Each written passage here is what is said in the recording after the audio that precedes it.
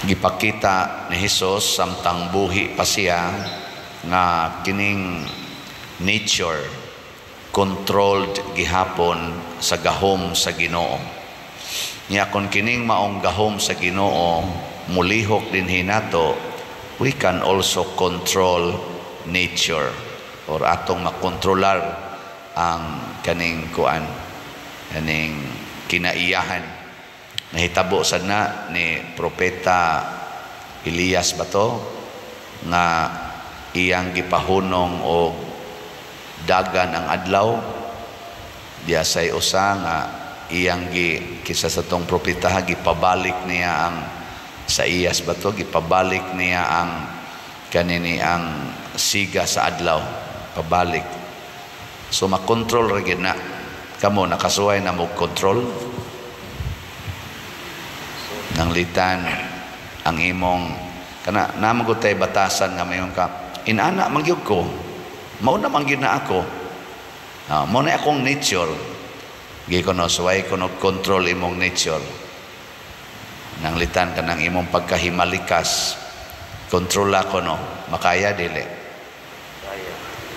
kanang pagpamakak makontrol dili control kanang kaulag kanang kalaway makontrol dili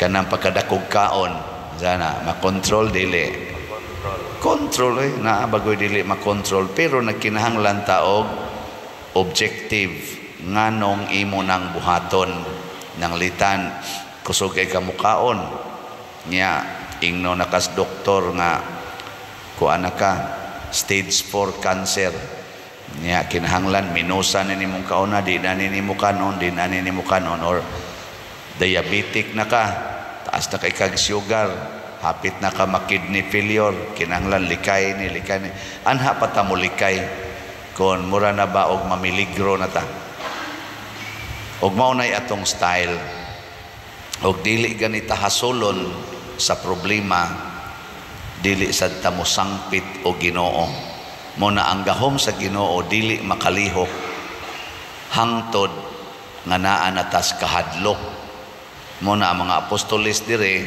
gihuwat gid nila nga mga hadlok na sila una pa sila mosangpit sa Ginoo sawa pa sila mahadlok og maayo anarang Ginoo diha nila natugra natug kumusta marong Ginoo diha sa imong kinabuhi nagmata o natug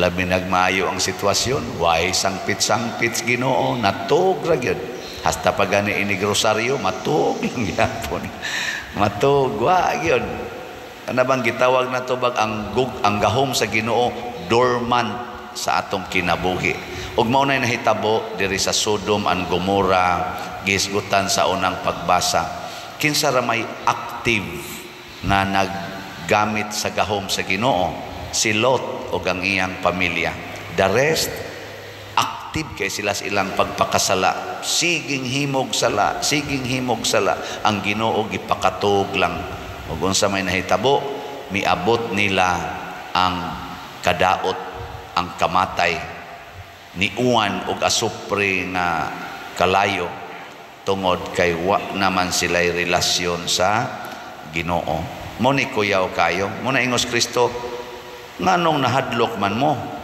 pagkagamay sa inyong pagsalig or pagtuo pasabot nganong hatagan man lang ninyo o gamay kaayong luna ang Ginoo diha sa inyong kinabuhi nya the rest mura magkamuray galihok mo nang na-stress ron ang kalibutan mga igsoon kasagaras mga tao na na-stress og maayo ngano man tungod kay ang active kaayong naglihok sa tong kinabuhi to give us the good things nga atong gikinahanglan ang aktibo kayong galihok mao ang atong hunahuna ug ang atong lawas hapit di matog sa pagpangitag kwarta di na gani kasimba tungod sa pagpangwarta kay paras kaluwasan sa iyang problema aron makakaon makabalay makayuta makapaeskwela mga anak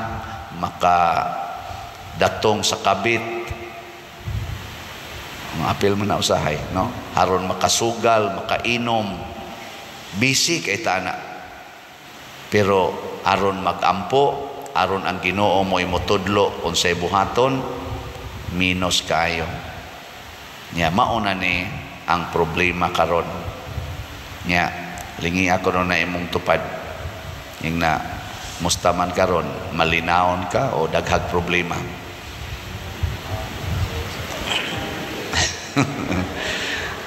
Nga na imong tupad, naong palang nako, problema na ko.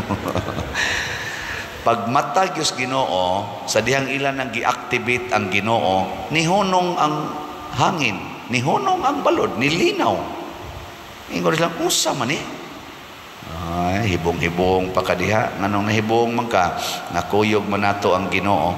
Mo ni nang nakaluoy natong mga katawhan karon.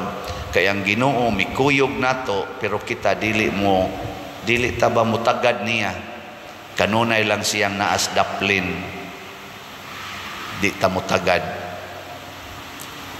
Diri sa ato ganing tubag sa Salmo, unsa ti atong tubag sa Salmo? Ang sa to? O Ginoo, ang imong kaluoy ania sa akong atubangan. Kana deklarasyon na nga ang panabang sa Ginoo naragid in front of us, pero usahay no ang aktong mata tuas unahan. Di ba nay usahay nga kanang naa kay ako na amadyo ko yung mga taong wa kauyon ako, pari pagay ng uban. Kana ini kasugat nato bas kanang tao nga wa gyud kauyon nato, digi siya kakita kasi imong atubangan ang iyang mata tus unahan, kabantay man na. Kabantay. Para ng pari nga di kauyon ninyo, nya naroy mo simba din nga wa kauyon ang pari. Magwali ang pari ato magtanaw sa atok. Maigsuon na di mo tanaw nimo kay umang kauyon. Pero makauyon ka, tutok yung kasnaw. Di ko na be, lingi ako no imong tupad. Tutoki ko no ang mata ka. Ilhan na kung nakauyon ka, sige. Na to na. Ang uban wa mo tutok nganuan, wa ka kauyon. Luoy kay Ginoo, naas yes atong atubangan, matud pa diri ang iyang kaluoy, naas atong atubangan, pero dili ta mohangyo niya kay murag ato siyang i-overlook.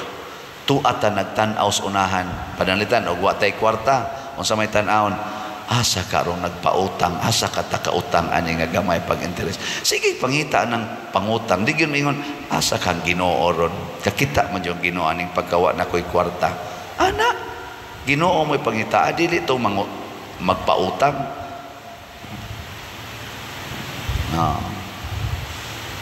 Saman, kinsa man ninyo din hiron ang wagi utang ta sa kamot. Kaya na gini pataas nga way utang, duhar sad kabuk ang uban in tao na putos na sa utang. Kanang ni pataas tingali, mao tingali na nagpautang. Kinsa ninyo din ang di gyud maningil og utang ta sa kamot. Arang-ara kay daghan ang niisa kana mo na sila mangutangay. Sus looy kay tanan ang atong kinabuhi. Maubitana nga kanang kuan, kanang magpatambag nako na amang gimingon nga pader. Again, eroy nag-takes na ako. Ngayon siya, di lang sa nako dawaton akong bana pa diroy kay nangabit pagyod, ibiyaan pagyod ko, naapagid siya anak sa iyang kabit, niya ang amo pagyong anak, nga bugtong na mong anak, di pagyod ang kunon, ingnon pagyod ko nga anak kuno na sa laing laki. Niya siya noon nga dunay anak sa laing babae, mao pagyod mamasangil nako nga ang among anak sa laing kuno ng laki. Ang iyang binuhatan ari ipahid nako, di na madaha pa dire. Hana siya nya wa pa lang ko mo reply kay naminaw man sa turo no. So ang sakto gid ana, ayaw pagsigi og tan-aw sa depikto sa imong isig katao, unya imo dayong dawaton nga murag gituyo na niya aron ka pasakitan. Unsa may gustos Ginoo, sama sa Ginoo magtan-aw siya nato unsay atong panginahanglan aron makatabang siya, dili kay unsay iyang gibuhat para nato, unsay atong mabuhat para sa iyang kaniniang kaayuhan. Tanawa ra gud si Jesus, wa kayo siya nila tagda isip Ginoo. Apan sa dihang nangaratol na sila, niingon ang Ginoo, may ta kay itong ingnos Ginoo ba? Mauna na. Inyo lantang sangpiton og naglisod na mo. Sige, mga mananagat man mo, atubangan ng baod o kanang unos, may laki magka mo. Nganong arima mo musangpit na ko nga panday man ko. Kamo dihay maniho. Wa mo ana ang Ginoo.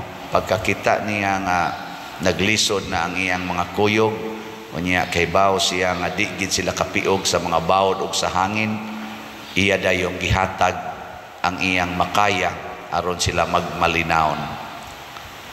Sa pagbuhat nato niya na mulihok ang Ginoo din hinato. Nya iniglihok sa Ginoo, ma-amaze ta ba hasta kita mahimong malinaon. Pananglitan kanang banang nangabit. Huna-hunaa ing na ang Ginoo, Lord, hatagi ko sa imong gasas kaluoy. Kana bang palihuka diri nako ang imong gasa sa kaluoy, kay luoy kay akong bana na duhig sa sala sa pagpangabit, or ang akong asawa na duhig aning sala sa pagpangabit. Unsa may akong mabuhat aron makatabang ko niya. Ana? Tanawa, di ba? Masulba dayon ang inyong kagubot. Masulba dayon na ang kadaot sa imo bang kauban sa kinabuhi. Mausa na mga anak ninyo ni suyop, kuha na kayo kanang adik na kayo ba? Ayaw pagsigingon, asa ko man ni iparihab. Ayaw.